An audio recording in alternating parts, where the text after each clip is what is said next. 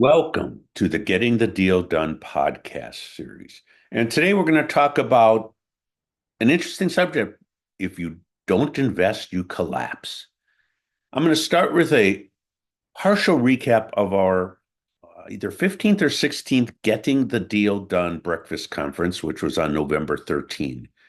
And our guest speaker was a friend of mine, Jim Eschweiler, CEO of Top Pot Donuts in Seattle. Jim has been there almost 3 years. He's done an amazing job of fixing slash turning around the company. And one of the things he talked about was capital expenditures. And when a company like Top Pot or any others falls behind on their capital expenditures, it hurts productivity and efficiency. And it's a future cost just waiting to happen at larger amounts. A couple of our panelists spoke about capital expenditures and how they need to be accounted for.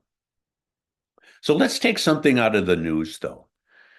Cuba recently experienced a nationwide, the whole island went dark, electrical blackout.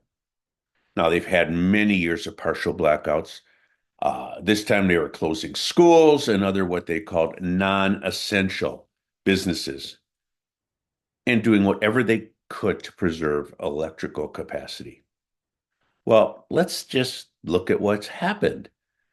They have been notorious for not keeping up on capital expenditures to maintain their grid and other things, of course. So, how does this apply to small, lower middle market businesses? Three things.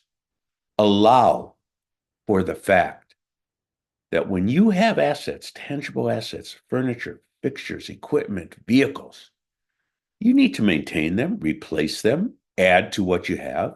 Things don't last forever, whether it's a machine or a vehicle, equipment that you use to install or fix.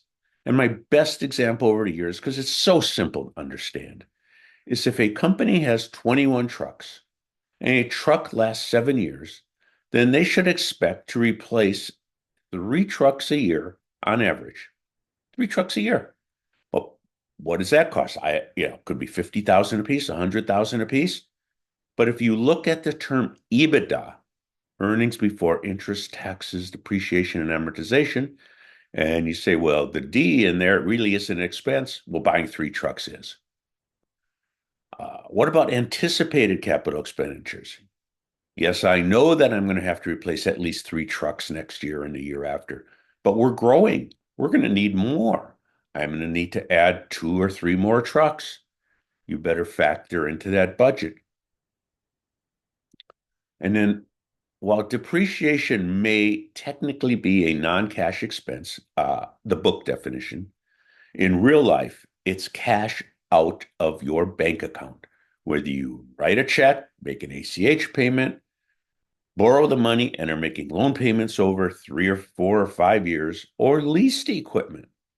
And these days, leases like that, capital leases, your office space, your trucks, your CNC machine, anything else, copier that you lease has to be capitalized on the balance sheet, just as if you bought it and were depreciating it every month. So, what does this mean? It means when someone tells you EBITDA is a reflection of earnings and it's a capital intensive business, they're misleading you, to say it nicely. It cannot be added back to profit unless you also take out anticipated capital expenditures. Look, my business, a law firm, an accounting firm, what do we have? Computers, some office stuff. We don't have all those vehicles or CNC machines and fancy equipment that maybe an HVAC or plumbing company has to have. So it's real cash out and it comes out of your bank account no matter how you pay it.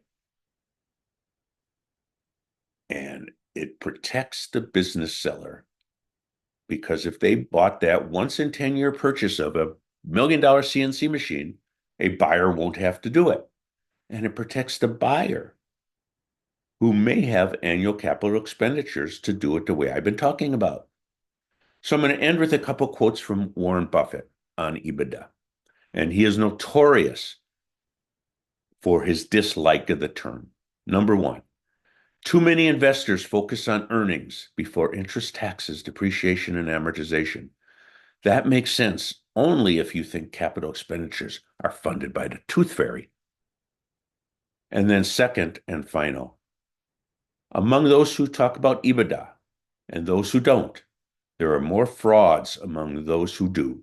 Either they're trying to con you or they're conning themselves. And I think we need to keep that in mind. Tangible assets need to be replaced. They need to be added to. And that is real money out the door. Don't fall for traps by adding depreciation back when there's always going to be depreciation. Thank you for listening. Please listen to all of our other podcasts and interviews. Bye.